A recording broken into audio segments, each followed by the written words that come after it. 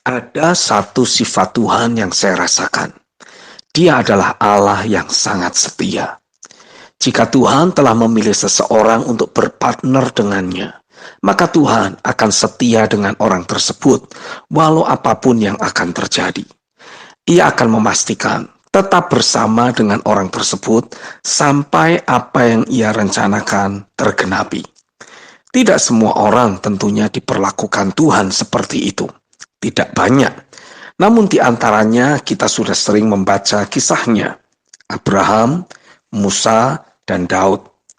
Bayangkan saja, sebenarnya Abraham sangat layak untuk ditinggalkan oleh Tuhan. Ia bukan bapa dan suami yang baik bagi istri dan anak-anaknya. Ia 2 kali menjual istrinya sendiri. Dan rumah tangganya penuh dengan konflik akibat kehadiran gundik dari Mesir, yaitu Hagar.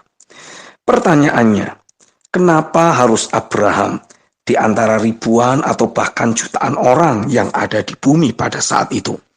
Apa tidak ada orang lain yang lebih baik? Bukankah Tuhan Maha Tahu? Mengapa ia harus tetap setia kepada Abraham yang ia sudah tahu bukanlah orang yang lurus-lurus banget hidupnya? Musa pun mengalami hal yang sama. Tuhan begitu serius dengannya. Ia rela menunggu Musa di usia 80 tahun untuk membebaskan bangsa Israel. Apa tidak ada orang lain yang lebih muda dan siap di antara tenggang waktu tersebut? Harun dan Miriam juga protes terhadap keputusan Musa mengambil wanita lain menjadi istri. Tetapi Tuhan tetap saja membela Musa. Bahkan Musa diangkat oleh Tuhan masuk ke dalam kekekalan. Sekarang kita bicara tentang Daud. Kita semua tahu, di balik keperkasaan Daud dalam peperangan, rumah tangganya sangat berantakan. Konflik keluarga yang tidak kunjung usai. Sangat mengerikan. Sebenarnya kondisi kehidupan Daud. Tapi tetap saja, Tuhan menjadikan Daud sebagai panutan untuk raja-raja lainnya. Pertanyaannya, apakah Tuhan tidak adil? Apakah Tuhan pilih kasih? Apakah kita boleh mempermainkan Tuhan? Saya mendapati, bukan soal Tuhan pilih kasih atau tidak adil. Sebab keadilan dan kasih Tuhan berbeda pemahaman dengan versi manusia. Melainkan Tuhan adalah pribadi yang setia dengan firman-Nya sendiri. Jika Ia telah berfirman dan berjanji, maka hal tersebut tidak bisa digagalkan dan dibatalkan oleh siapapun juga.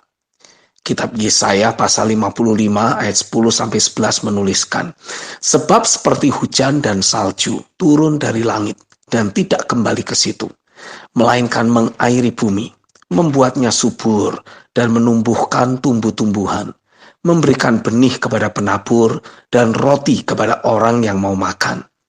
Demikianlah firman-Ku yang keluar dari mulutku. Ia tidak akan kembali kepadaku dengan sia-sia, tetapi ia akan melaksanakan apa yang ku kehendaki dan akan berhasil dalam apa yang kusuruhkan kepadanya. Saya makin merasakan dimensi kuasa dan kesetiaan dari setiap firman yang keluar dari mulut Tuhan. Ketika ia menyatakan dirinya kepada kita, lalu mengucapkan firman-Nya, maka hal tersebut sudah tidak bisa digagalkan. Bahkan saat itu juga, sesungguhnya apa yang dia ucapkan sudah terjadi. Jadi memang tidak bisa gagal. Namun itu jugalah yang harus membuat kita sadar agar tidak mempermainkan Tuhan. Setiap hari kita harus mengevaluasi diri untuk tetap hidup memperkenan hati Tuhan. Jangan sampai firman-Nya tergenapi, tapi kita tidak menikmati realita kehidupan kerajaan sorga di bumi ini yang penuh kebenaran, damai sejahtera, dan sukacita. Percayalah, Tuhan jika sudah berketetapan dan berfirman, maka hal tersebut tidak bisa gagal dan tidak bisa diprotes oleh siapapun. Tidak peduli kondisi kita saat ini seperti apa, jika Ia telah berfirman, maka Ia akan menggenapinya. Jadi jangan pernah takut gagal untuk menggenapi rencana Tuhan. Pastikan saja kita sungguh